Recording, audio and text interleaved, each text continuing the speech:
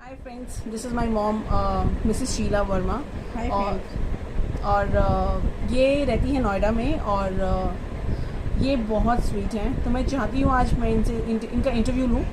तो आप बताएंगी प्लीज़, आप कहाँ पे पली बड़ी और कहाँ पे आपके फादर क्या करते थे?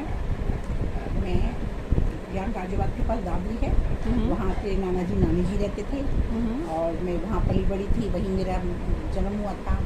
उसके बाद वहीं मेरी शादी हुई और वहाँ भाई वगैरह सब यहाँ पर रहते हैं। यहाँ तेरे मामा जी, फिर मौसी हैं, 2 मौसी यहीं रहती हैं।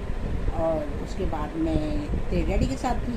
वाह, दिस इज़ गुड। तो आपकी शादी कब हुई डैडी से? मेरी शादी डैडी से 1973 में हुई थी। ओके, और डैडी आपको कैसे मिले थे?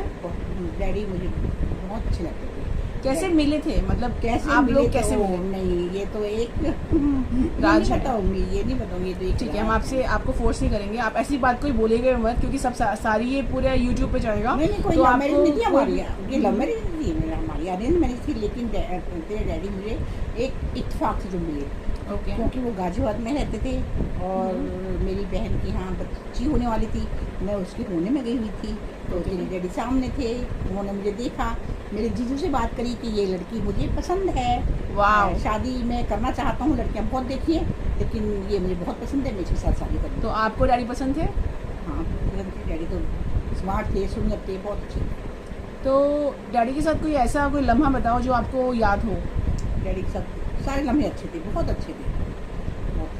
मतलब कोई ऐसा एक लम्हा जो आपको लगता है कि जो आप भूल नहीं पाती हो, जो आपके दिमाग डैडी के में लम्हे जब भी आप डैडी के बारे में सोचती हो आपके दिमाग में आता है? डैडी के हर लम्हे बहुत अच्छे थे। डैडी जैसे मेरी ये होता था, मेरा बर्थडे होता था, हमारी मैरिज एनिवर्सरी होती थी, तो कोई ना कोई वो भूलते नहीं थे। मैं भूल जाती थी, लेकिन वो मुझे सरप्राइज देते, कुछ भी लेके आते थे, कुछ भी एवरीथिंग। कभी अभी यहाँ नोएडा में आ गए थे तो सोने की रिंग है, कभी कुछ, कभी गोल्ड का कुछ दे दिया।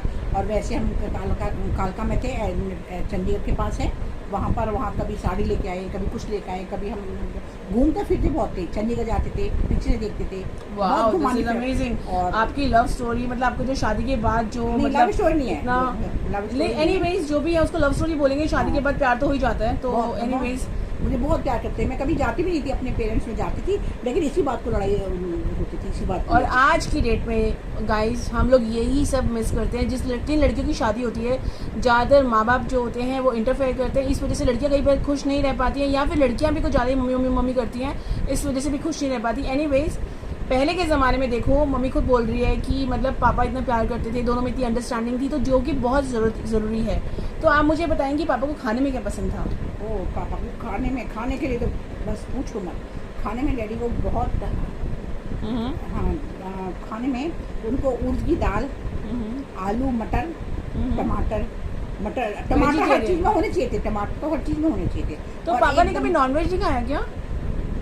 नॉर्मल खाना क्या, नॉनवेज नॉनवेज हाँ खाते थे, ऑफिस टाइम में खाते थे, यहाँ भी खाते थे, लेकिन वो नहीं थे, शराब के आदि नहीं थे, नॉनवेज के आदि किस चीज़ के नहीं थे, कभी कभी खाते अच्छा, थे, मतलब he was not fond of nonveg, but वो कभी कभी खा लेते थे, राइट?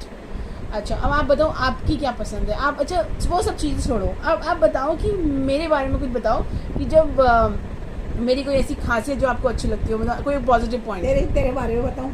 जब ये देखो फ्रेंड्स, जब ये पैदा देखो होती ये जाएगी इस दुनिया भर में वीडियो, तो प्लीज़ ऐसी बात मत बोलना जिससे कि मेरी बेइज्जती हो। तो कोई ऐसी बात बोलना जिससे कि सबको सुनने में भी अच्छा लगे। थी, बहुत क्यूट थी, बहुत अच्छी वो तो थी, मैं भी हूँ। अभी भी बहुत मेरी बात को मानती है। और मेरी सच्ची दोस्त, डैडी के जाने के बाद सच्ची दोस्त मेरी है, इसने मुझे संभाला है। मेरी हालत तो बिल्कुल ख़राब हो गई थी, मैं बिल्कुल पगली सी हो गई थी, लेकिन इस लड़की ने मुझे हिम्मत दी और आज मैं अच्छी खासी बैठती हूँ। मेरी तो शक्ल बिल्कुल बेकार हो गई थी डैडी के जाने के बाद, और इसने मुझे हिम्मत दी, कदम कदम में ये मेरे साथ है और अभी भी मेरे साथ। Yes. ऐसी लड़की भगवान सबको दे। एक बार बेटा नहीं साथ देता, लेकिन बेटी बहुत मेरा साथ देती है, बहुत साथ देती है, हर चीज़ का ध्यान रखती है। अभी भी कही थी कि मम्मी कुछ खाओगी, मैं कहा ठीक है, वो खाना खाने को मन नहीं कर रहा है, ऐसा कुछ हो स्पाइसी जिससे मन ठीक हो जाए। तो ये कहती छोले भटूरे तुम्हारे फेवरेट लेके आती हूँ। मैं कहा ठीक है, तो वो ले आना। तो सेक्टर 18 में मशहूर है, वो लेके आई, वो मैं वहाँ जाके हम खाते भी थे, लेकिन आजकल लॉकडाउन के चक्कर में ना वहाँ जा नहीं सके।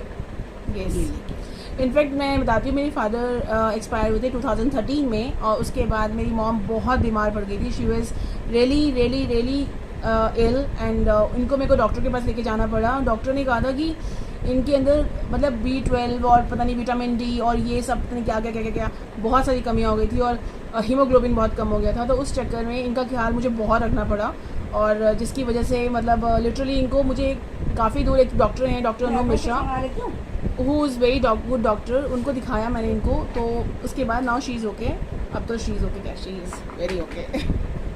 एनीवेज मम्मी आप ये बताओ कि आपके जो आपका जो दोनों बेटे हैं उनके बारे में कुछ बताओ कि उन दोनों की कोई अच्छी बातें। दोनों बेटे अच्छे हैं, अपनी अपनी जगह दोनों अच्छे हैं, दोनों ही मेरे प्यार करते हैं, दोनों ही ठीक हैं। और जब बड़े वाला बेटा हुआ था, आपको ये बताऊँ कि शायद मैं और डैडी, क्योंकि उससे पहले एक मेरा एक बेटा हुआ, उससे पहले वो एक्सपायर हो चुका था। मतलब जो पहले मेरा भाई हुआ था, मेरे बड़े भाई से भी पहले एक लड़का हुआ था, वो पैदा हुआ था बट उसके अंदर मतलब जान थी भी नहीं थी, तो वो लोग एक्सपायर हो गया था। उसके बाद मेरा ब्रदर हुआ बड़े वाला, जिसको पैदा होने के बाद दे वर वेरी हैप्पी, इनका मतलब सपना ड्रीम कम ट्रू टाइप्स हो गया था, तो ये लोग बहुत खुश थे। और मेरे पैदा होने पे खुश थे आप लोग?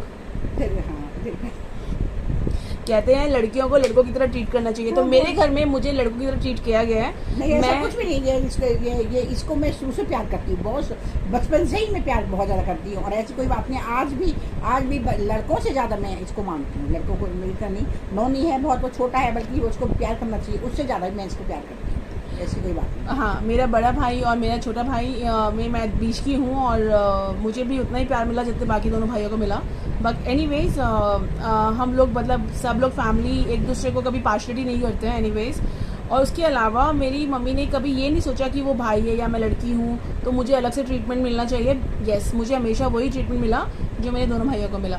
तो आप ये बताओ कि आप क्या सोचती हो आगे, कि जैसे आप जैसे जो बुज़ुर्ग हैं, आप उन लोगों को क्या बोलना चाहोगी, क्या बताना चाहोगी कि उनको क्या करना चाहिए जिनके बच्चे उनको परेशान करते हैं? जिनके बच्चे उनको परेशान करते हैं, मैं क्या कह सकती हूँ, मैं कुछ नहीं कह सकती, लेकिन मुझे सुन के बहुत दुख होता है कि जिनके बच्चे होते हुए, जिनके लड़के हैं और वो अनाथ आश्रम में, अनाथालय में, उनको घर में कितनी बुरी तरह से उनको ट्रीट किया जाता है, बहुत बुरी तरह से। कई लड़कियां भी ऐसी जो अपने माँ बाप की बिल्कुल केयर नहीं करती हैं। रिसेंटली एक वीडियो आई थी जिसमें एक आंटी थी जिनका इंटरव्यू बरखा दत्त जी ले रही थी और उसमें दिखाया था वो आंटी को किस तरह से उनके बेटों ने घर से बाहर निकाल दी, जो मेरी मॉम ने भी देखा and she cried like anything. उनको इतना रोना आया उसको देखकर कि क्या ऐसे बच्चे भी होते हैं। तो अगर ऐसी कोई आपको बुजुर्ग मिल जाए जो बहुत आप क्या करेंगी? नहीं, ऐसा अगर मिल जाए तो आप उनकी सहायता करो, उनको कहीं भी कहीं सहारा हो सकता है तो अपने आप ही कोई सहारा दो उनको, जितनी आपसे हो सकता है, लेकिन उनको कहीं भी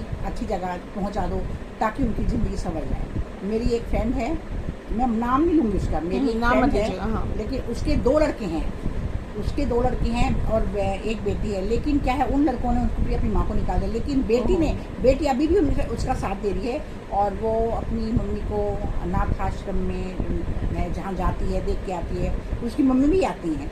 तो मुझे दुख होता है कि ऐसे बच्चों को, ऐसे लड़कों को क्या फ़ायदा है। बेटी देखो, बेटी अभी भी ध्यान करती है, अपना ख्याल करती है अपनी, जबकि वो शादीशुदा है, अपने घर में रहती है, घर को भी संभालती है और अपनी माँ को भी देखती है।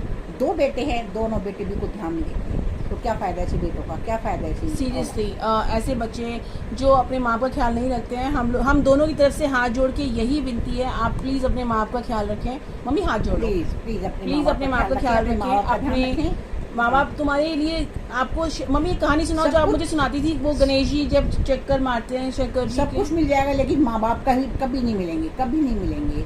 जब भगवान शंकर और पार्वती जी बैठे हुए थे तो भगवान उन्होंने कहा कि आपकी शादी हम कराएंगे, आप ना पूरे जो है अपने ब्रह्मांड की परिक्रमा करके आओ। तो जो कार्तिक जी थे वो तो बेचारे वो थे क्या, उन्होंने सोचा कि क्या ब्रह्मांड की परिक्रमा। जो भगवान गणेश जी थे वो तो बहुत चतुर थे, उन्होंने भगवान शंकर पार्वती अपने दोनों माँ बाप को बिठाया और बच्चा तो उनकी परिक्रमा ले ली, कि मैं तो परिक्रमा कर ली। उधर से जब गणेश वो आए, कार्तिक जी आए कि तुम यहाँ कैसे हो, कि मैं तो अपने भगवान की, मैंने अपने माँ बाप की परिक्रमा कर ली है, क्योंकि मेरे तो ब्रह्मांड यही है। अगर सोचो तो भगवान सब पूजा पाठ सब कुछ तुम्हारा अपने माँ बाप से ही होता है। तो इस पर कार्तिक जी को बहुत गुस्सा आया और वो अपने क्या कहते हैं, अपने पता नहीं बहुत ज्वलनशील उनको गुस्सा आया, ताकि उनका शरीर में बिल्कुल बेकार हो गया था। आज भी हम मल्लिकार्जुन जाते हैं ना, तो वहाँ पर वो मल्लिकार्जुन में उनका भगवान शंकर का मंदिर नीचे है, वहाँ हम भी गए हैं भगवान शंकर के वहाँ। और आज भी पार्वती जी अपने गणेश वहाँ से कार्तिक जी से मिलने वहाँ जाती हैं। तो ऐसा कभी एक तो भावना ऐसी मत लाओ कि हम बच्चों में भेदभाव हो, बच्चों के दिल में ईर्ष्या हो।